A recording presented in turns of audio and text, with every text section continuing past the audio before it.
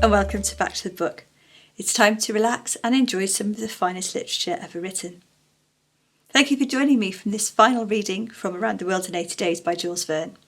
If you're ready to hear the end of the story, then I'll begin. Chapter 35, in which Phileas Fogg does not have to repeat his orders to Passepartout twice. The dwellers in Savile Row would have been surprised the next day if they had been told that Phileas Fogg had returned home. His doors and windows were still closed, no appearance of change was visible. After leaving the station, Mr. Fogg gave Passepartout instruction to purchase some provisions, and quietly went to his domicile. He bore his misfortune with his habitual tranquillity. Ruined, and by the blundering of the detective. After having steadily traversed that long journey, overcome 100 obstacles, braved many dangers, and still found time to do some good on his way, to fail near the goal by a sudden event which he could not have foreseen and against which he was unarmed, it was terrible. But a few pounds were left of the large sum he had carried with him. There only remained of his fortune the £20,000 deposited at Baring's, and this amount he owed to his friends of the Reform Club. So great had been the expense of this tour, that even had he won, it would not have enriched him, and it is probable that he had not sought to enrich himself, being a man who rather laid wagers for honour's sake than for the stake proposed. But this wager totally ruined him. Mr. Fogg's course, however, was fully decided upon. He knew what remained for him to do. A room in the house in Savile Row was set apart for Iuda, who was overwhelmed with grief at her protector's misfortune. From the words which Mr. Fogg dropped, she saw that he was meditating some serious project. Knowing that Englishmen, governed by a fixed idea, sometimes resort to the desperate expedient of suicide, Passepartout kept a narrow watch upon his master, though he carefully concealed the appearance of doing so. First of all, the worthy fellow had gone up to his room, and had extinguished the gas-burner, which had been burning for 80 days. He had found in the letter-box a bill from the gas company, and he thought it more than time to put a stop to this expense, which he had been doomed to bear. The night passed. Mr. Fogg went to bed. But did he sleep? Iuda did not once close her eyes. Passepartout watched all night, like a faithful dog, at his master's door. Mr. Fogg called him in the morning, and told him to get Iuda's breakfast, and a cup of tea and a chop for himself. He desired Iuda to excuse him from breakfast and dinner, as his time would be absorbed all day in putting his affairs to rights. In the evening he would ask permission to have a few moments' conversation with the young lady. Passepartout, having received his orders, had nothing to do but obey them. He looked at his imperturbable master, and could scarcely bring his mind to leave him. His heart was full, and his conscience tortured by remorse, for he accused himself more bitterly than ever of being the cause of the irretrievable disaster. Yes, if he had warned Mr. Fogg, and had betrayed Fix's projects to him, his master would certainly not have given the detective passage to Liverpool, and then— Passepartout could hold it in no longer. "My master, Mr. Fogg," he cried, "why do you not curse me? It was my fault that—" "I blame no one," replied Mr. Fogg with perfect calmness. "Go." Passepartout left the room, and went to find Iuda, to whom he delivered his master's message. "Madam," he added, "I can do nothing myself, nothing. I have no influence over my master, but you, perhaps—" "What influence could I have?" replied Iuda. "Mr. Fogg is influenced by no one. He has never understood that my gratitude to him is overflowing. Has he ever read my heart? My friend, he must not be left alone an instant. You say he is going to speak with me this evening?" "Yes, madam, probably to arrange for your protection and comfort in England."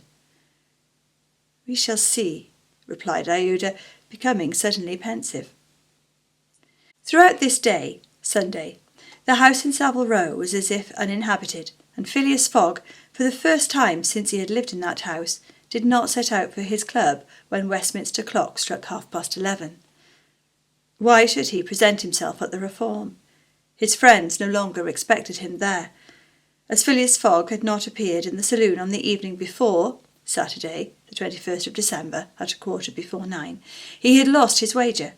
It was not even necessary that he should go to his bankers for the £20,000, for his antagonists already had his cheque in their hands, and they had only to fill it out and send it to Barings to have the amount transferred to their credit. Mr. Fogg, therefore, had no reason to go out, and so he remained at home. He shut himself in his room and busied himself putting his affairs in order. Passepartout continually ascended and descended the stairs. The hours were long for him.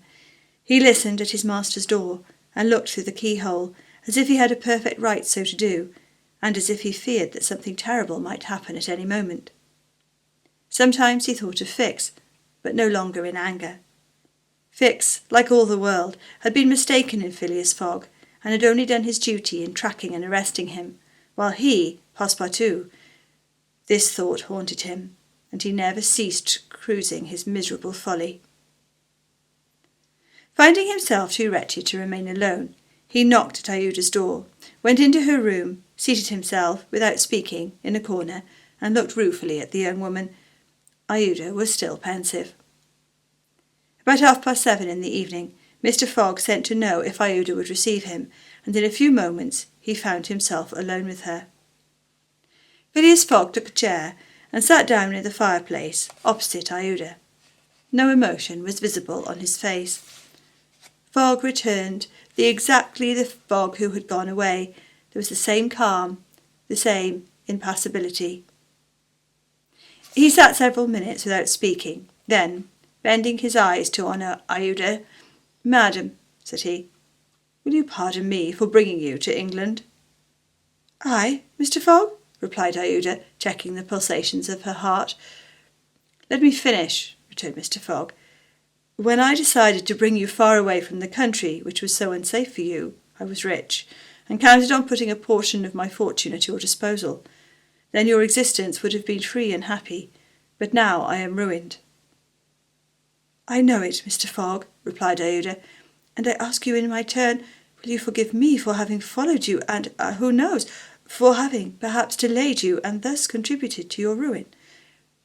"Madam, you could not remain in India, and your safety could only be assured by bringing you to such a distance that your persecutors could not take you."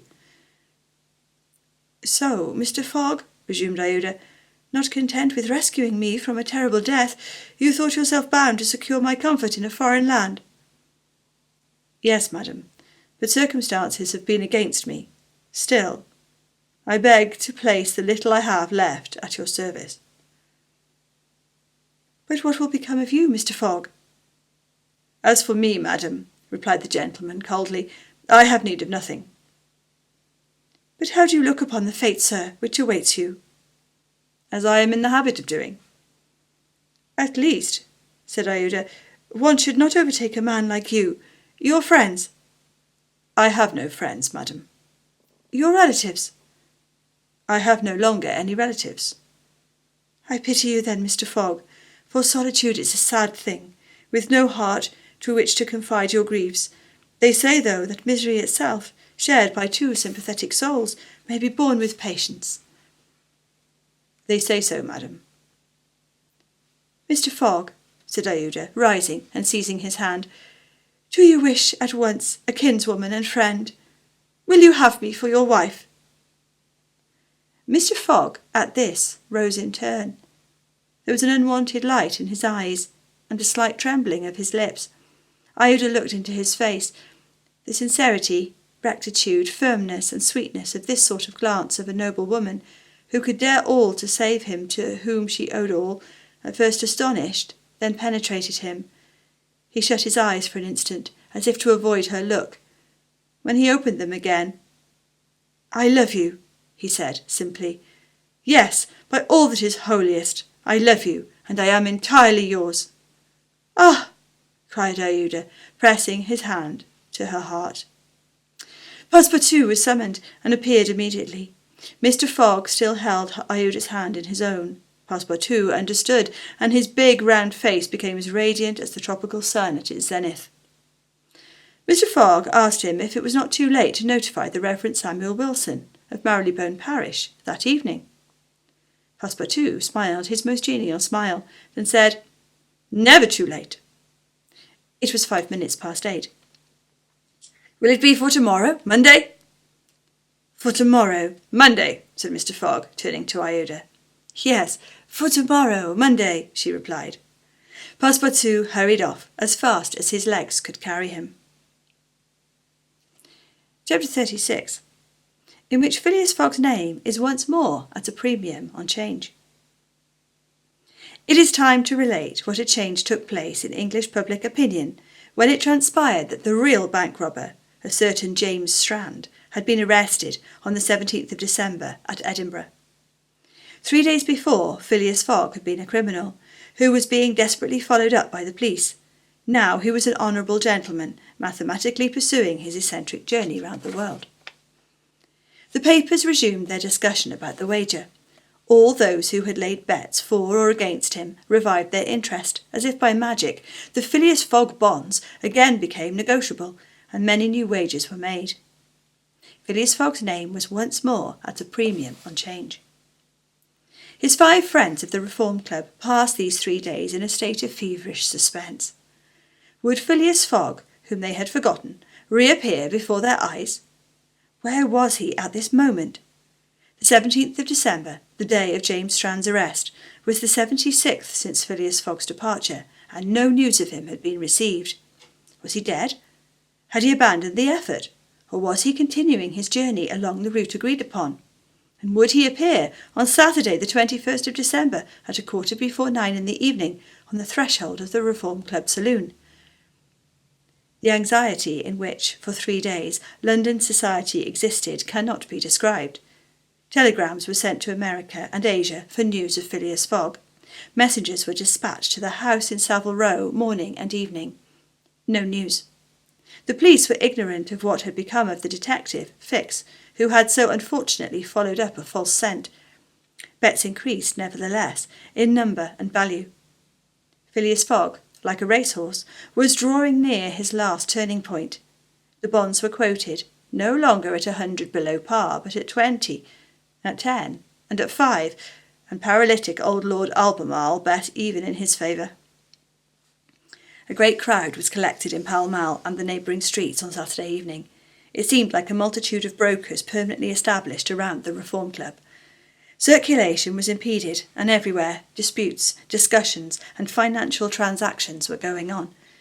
The police had great difficulty in keeping back the crowd, and as the hour when Phileas Fogg was due approached, the excitement rose to its highest pitch. The 5 antagonists of Phileas Fogg had met in the great saloon of the club. John Sullivan and Samuel Fallentin, the bankers, Andrew Stewart, the engineer, Ruthia Ralph, the director of the Bank of England, and Thomas Flanagan, the brewer, one and all, waited anxiously. When the clock indicated 20 minutes past 8, Andrew Stewart got up, saying, "Gentlemen, in 20 minutes the time agreed upon between Mr. Fogg and ourselves will have expired." "What time did the last train arrive from Liverpool?" asked Thomas Flanagan. 23 minutes past 7, replied Gautier Ralph, "and the next does not arrive till 10 minutes after 12. "Well, gentlemen," resumed Andrew Stewart, "if Phileas Fogg had come on the 7:23 train, he would have got here by this time. We can, therefore, regard the bet as won."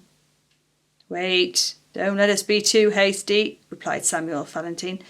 "You know that Mr. Fogg is very eccentric. His punctuality is well known. He never arrives too soon or too late, and I should not be surprised if he appeared before us at the last minute."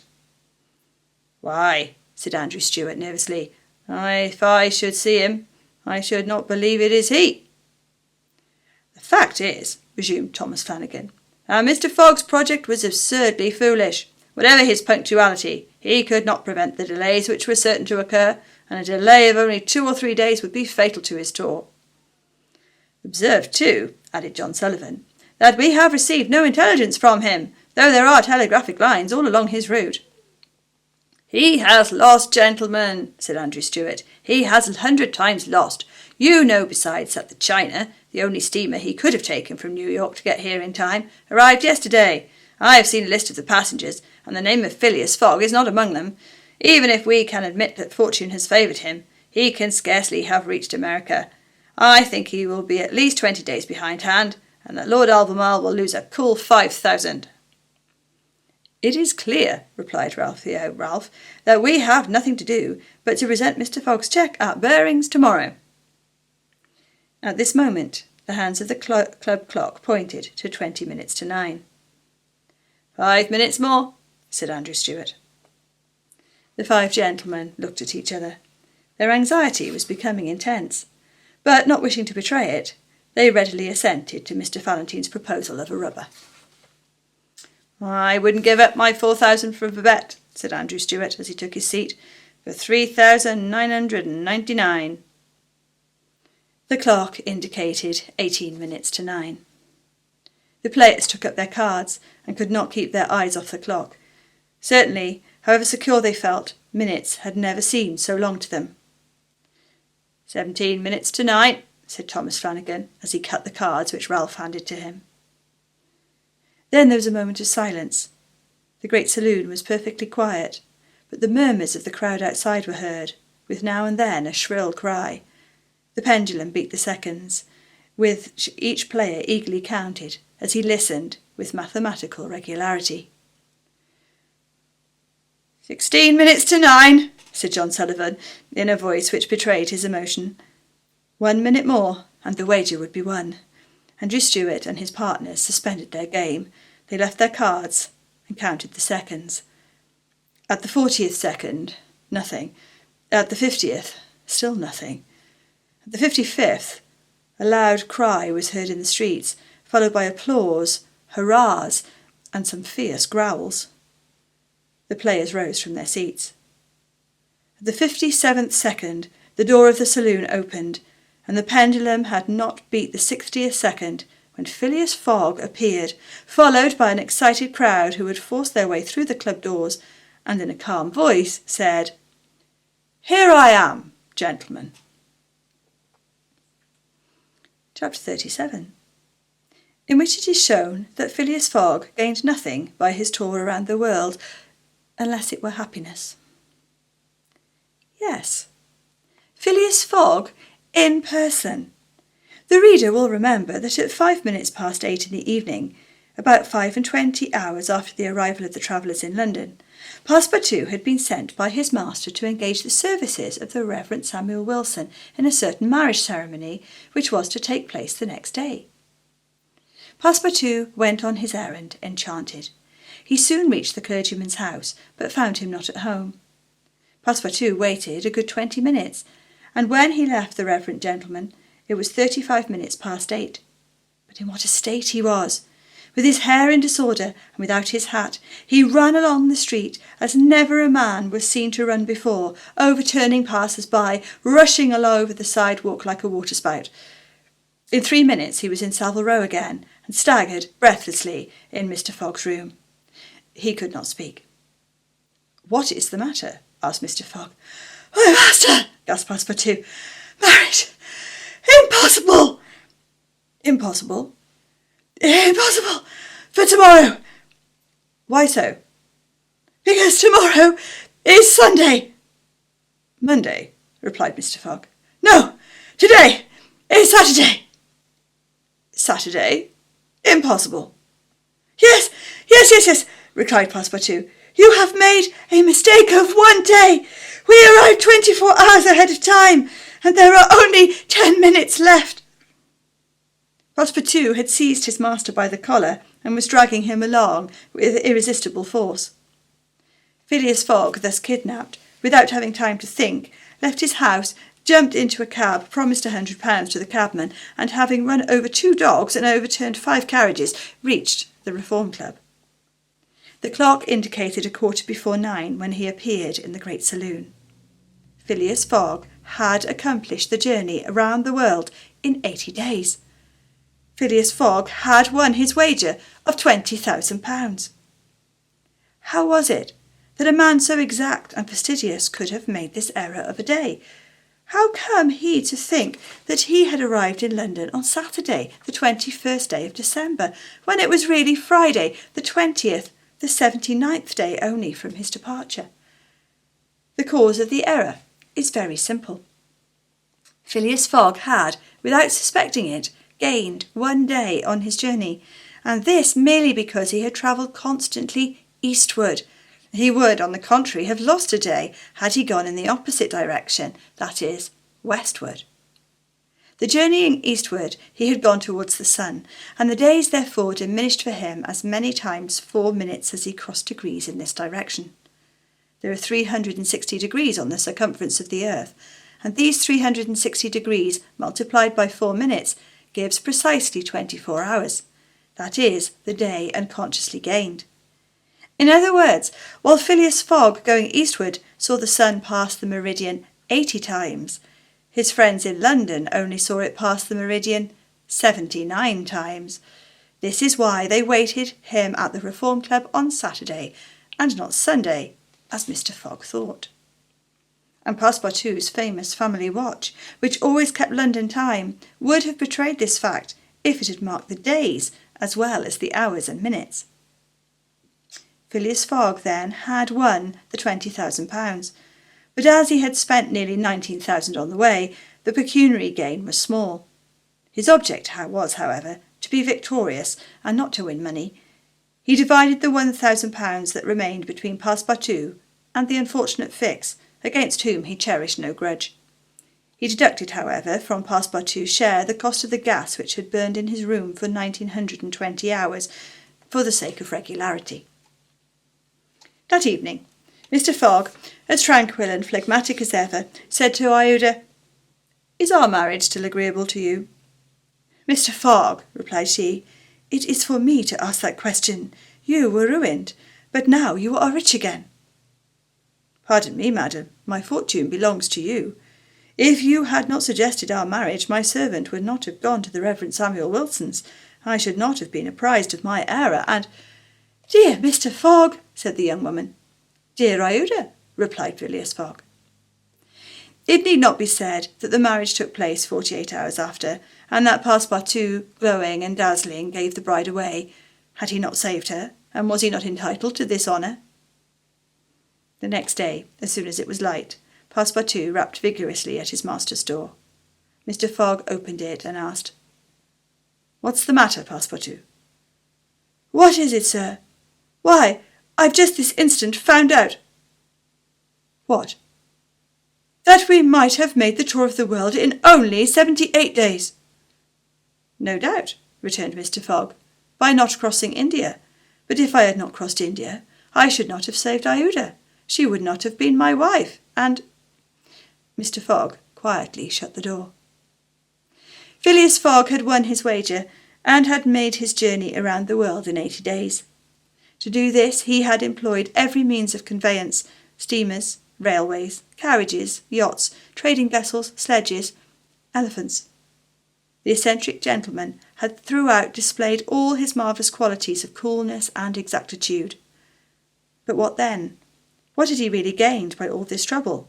What had he brought back from this long and weary journey? Nothing, you say? Perhaps so.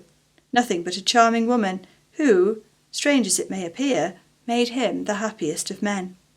Truly, would you not, for less than that, make a tour around the world? Thank you for listening. I do hope you enjoyed that as much as we did recording it. Do join us next time on our channel as we start on a new book very, very soon.